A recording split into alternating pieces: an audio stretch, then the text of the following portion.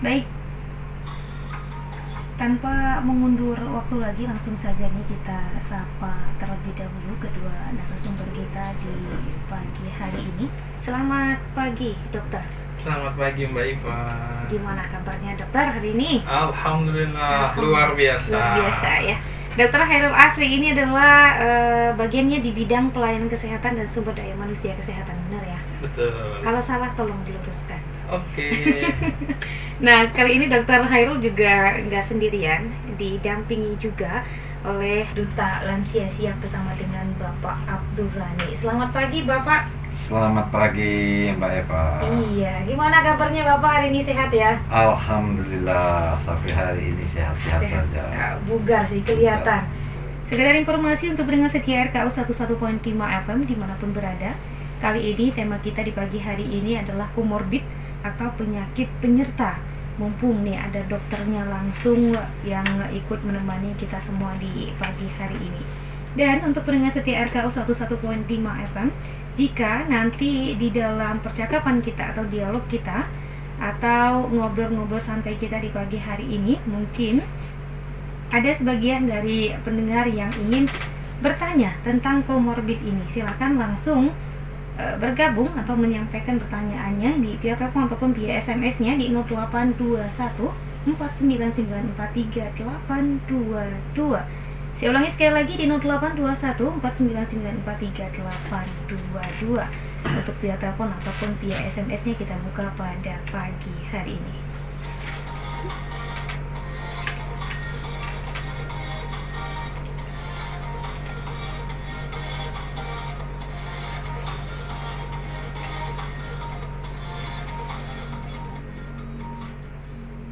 Baik, tema kita pada pagi hari ini Dr. Khairul adalah komorbid, dokter. Komorbid itu penyakit penyerta ya. Itu enggak sih dok? Jelaskan sedikit aja dok, secara ringkas gitu, apa yang dimaksud dengan komorbid ini sebenarnya. Oke, makasih Mbak Iva. Iya. Pendengar sekalian yang berbahagia, bahwa memang betul yang disampaikan Mbak Iva tadi. Komorbid merupakan istilah yang biasa kita kenal dengan selama masa pandemi ya. Iya. Tentunya bahasa sederhananya komorbid itu adalah penyakit penyerta. Nah, penyakit penyerta yang bisa menyertai seseorang atau pasien pada saat dia mempunyai penyakit utama, misal COVID begitu. Oke. Apa sih komorbid? Komorbid itu adalah penyakit penyerta. Nah, ini dokter, apabila memiliki penyakit bawaan, bisa dikatakan kayak gitu ya, apakah boleh nih seseorang melakukan vaksinasi COVID-19? Ada langkah-langkah atau tahapan yang perlu dipastikan untuk seseorang itu bisa mendapatkan vaksinasi COVID. Termasuk juga kategori-kategori penyakit komorbid. Namun dalam kondisi tertentu, saat penyakit komorbid itu terkondisi, dalam hal ini misalnya stabil atau terkontrol, itu bisa kita berikan vaksinasi. Salah satu contoh penyakit penyerta itu misal? Contohnya banyak yang biasa kita temukan tentu adalah penyakit darah tinggi ya, hipertensi. Hipertensi. Kita kenal betul.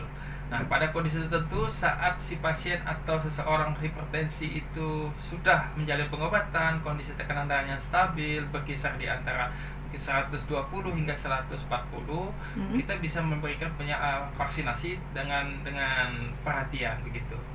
Kemudian nih dok, penyakit apa saja yang harus dikonsultasikan ke dokter sebelum seseorang mendapatkan vaksinasi? Dalam khusus konteks pandemi atau COVID, penyakit komorbid ini dibagi menjadi dua. Baik. Yaitu penyakit yang infeksi dan penyakit yang non-infeksi. Nah, ketika seseorang itu mempunyai komorbid yang berasal dari penyakit infeksi, contohnya misalnya HIV, itu AIDS, kemudian dia punya riwayat penyakit infeksi hepatitis, nah, itu menjadi salah satu penyakit komorbid yang bisa meningkatkan risiko kejadian fatalitas pasien-pasien atau penderita COVID. Nah, kalau pada kasus non-infeksi itu seperti metabolik, contohnya darah tinggi, hipertensi, kemudian kencing manis atau diabetes mellitus, kemudian penyakit jantung koroner, nah, itu metabolik. Dan saat dia muncul pada seseorang dan terpapar COVID, nah itu akan menjadi pemberat, sehingga memang dua kategori ini yang menjadi perhatian, jenis-jenisnya seperti yang tadi disebutkan. Pemenang dari Lansia Siap ini bisa kita tanyakan nih aktivitas sehari-hari dari Bapak setelah menyandang duta lansia siap? Terima kasih Mbak Eva. Iya. Ya, Assalamualaikum warahmatullahi wabarakatuh. Waalaikumsalam warahmatullahi wabarakatuh. Jadi berkaitan masalah saya diutus sebagai duta lansia siap yang mewakili Kabupaten Kayang Utara.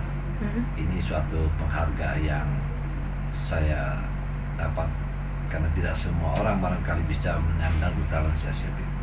Juga kami kepada pemerintah daerah Kayang Utara mengucapkan terima kasih. Nah, berkaitan dengan aktivitas barangkali Mbak Eva katakan tentang saya. Jadi kalau bicara masa aktivitas, saya ini sudah purna tugas atau pensiun itu sudah lebih kurang 13 tahun. Tapi alhamdulillah sampai hari ini Tuhan masih memberikan suatu keberkahan tentang kesehatan saya. Iya. Nah, kesehatan ini tidak ada nilainya dari harta-harta yang lain. Nah, jadi untuk aktivitas, jujur kami katakan Bu Eva, kami sampai hari ini banyak memegang organisasi kemasyarakatan. Oke. Nah, itulah jadi sehingga barangkali dengan usia saya sudah menjelang insya Allah Februari nanti 70 tahun. 70 tahun. Wah. 70 tahun. Masih Tapi sehat. sampai hari ini itulah saya masih diberikan suatu keberkahan oleh Allah Subhanahu wa taala tentang kesehatan ini. Nikmat sehat ya. Nikmat sehat ini Baik. tidak ada nilai harganya. Benar. Jadi berkaitan dengan aktivitas tadi, memang saya banyak berkecimpung di lembaga-lembaga swadaya masyarakat. Selain daripada itu, karena saya ditunjuk sebagai duta lansia siap, juga kami selalu memberikan semacam edukasi kepada teman-teman lansia untuk apa manfaat daripada vaksin ini. Mereka alhamdulillah memang kita di dalam memberikan satu edukasi ini perlu kesabaran ya. Iya, kita benar. boleh tergesa-gesa memberikan, karena yang kita berikan edukasi ini kan orang-orang yang sudah usia di atas 60. Iya. Tapi secara beransur-ansur mereka memahami. Karena apa yang saya sampaikan kepada mereka itu pengalaman saya pribadi. Iya. Yang bagaimana manfaat daripada vaksin ini, vaksin pertama, vaksin kedua, dan booster. Alhamdulillah sampai hari ini saya tidak pernah ada suatu gejala-gejala seperti demam dan sebagainya. Masih semangat, masih eksistensinya kuat, dan juga menjadi edukasi lagi nih untuk banyak orang. Ini sesuatu yang sangat membanggakan sih kalau saya bilang, dan ini membuat banyak orang juga menjadi terpengaruh, mudah-mudahan ya, terpengaruhnya dengan hal yang positif, maksudnya bahwa Pak Abdul Rahmi aja bisa gitu ya, udah hampir 70 tahun dan masih aktif beraktivitas di masyarakat. Kenapa yang lain-lainnya tidak gitu ya?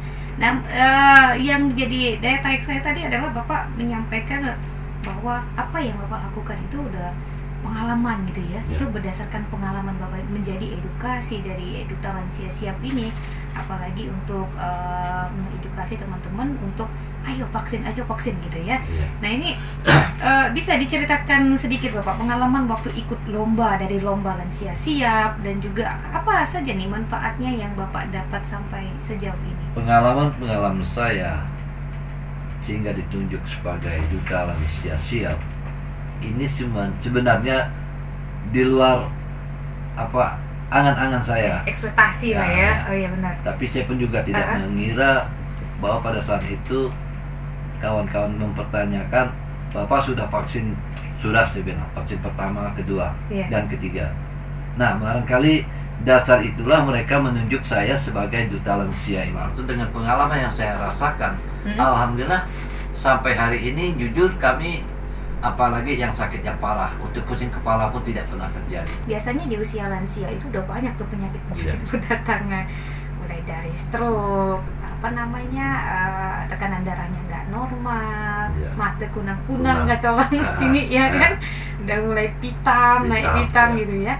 Kalau Pak Abdul sendiri tidak ada merasakan hal-hal yang seperti itu ya Pak Abdul? Alhamdulillah sampai hari ini dari pandangan mata-mata saya masih normal, jadi tidak.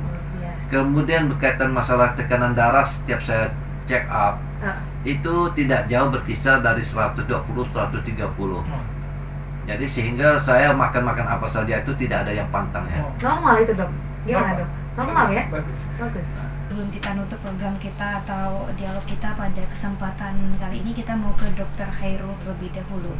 Sebelum diakhiri, nih Dok, apa pesan spesialnya dokter gitu ya untuk masyarakat tentang vaksinasi? Baik, terima kasih Mbak Iva bahwa di closing statement atau penutupan ini saya memberikan sebuah pesan kepada pendengar yang bahagia di seluruh Kabupaten Kayong Utara yang bisa menyimak siaran pada siang hari ini, bahwa penyakit komorbid itu menjadi salah satu yang sulit kita hindari. Ketika penyakit itu sudah muncul di tubuh kita, maka salah satu-satunya cara untuk kita adalah kendalikan, kontrol, dan jaga jangan sampai penyakit itu tambah berat atau mencapai komplikasi. Nah, sehingga ke depan harapan saya dengan adanya penyakit penyerta itu bukan menghalangi kita untuk bisa mendapatkan imunisasi. Nah, dan yang terakhir juga untuk seluruh pendengar yang berbahagia, bahwa penyakit komorbid itu banyak macamnya dan sudah banyak obatnya, sehingga jangan ragu untuk bisa membawa dan memeriksakan diri ke pusat-pusat pelayanan kesehatan, sehingga penyakit komorbid ini bisa terkendali dan terkontrol dengan baik. Dan tidak ada alasan kita untuk menunda atau menghindari upaya vaksinasi, sehingga kita bisa terlindungi selama masa pandemi ini. Harapannya seperti itu, begitu Mbak Iva.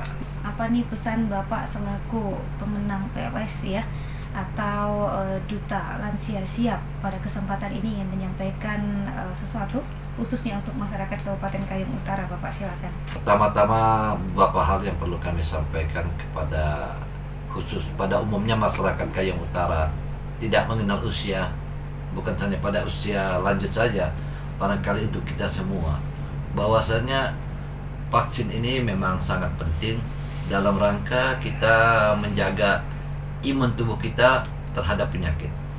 Oleh karena itu, kami berpesan kepada masyarakat Kayong Utara untuk mari, bagi yang belum vaksin pertama atau kedua ataupun booster, untuk segera datang ke tempat-tempat atau di puskesmas terdekat untuk melakukan vaksinasi. Dan itu perlu diketahui bahwasanya vaksinasi itu adalah semata-mata untuk menjaga kebal tubuh kita masing-masing. Jadi kalau ada yang mengatakan banyak hal-hal yang negatif, itu adalah hoax yang tidak perlu kita dengar. Barangkali itu Mbak Eva sebagai pesan terakhir dalam acara kita pada pagi hari ini. Terima kasih sekali lagi untuk pendengar setia RKU juga dimanapun berada yang masih monitor radionya di 101.5 FM-nya. Tetap jaga kesehatan. Benar kata Pak Abdul tadi, hoak-hoak di luar sana jangan didengarkan gitu ya. Apabila kita mendapatkan informasi-informasi yang seperti itu, sifatnya negatif mengenai vaksinasi, alangkah lebih baiknya untuk ditelaah terlebih dahulu, dibaca dengan teliti, dan dilihat lagi situsnya, apakah itu situsnya bisa dipercaya atau tidak dari informasi yang kita dapatkan.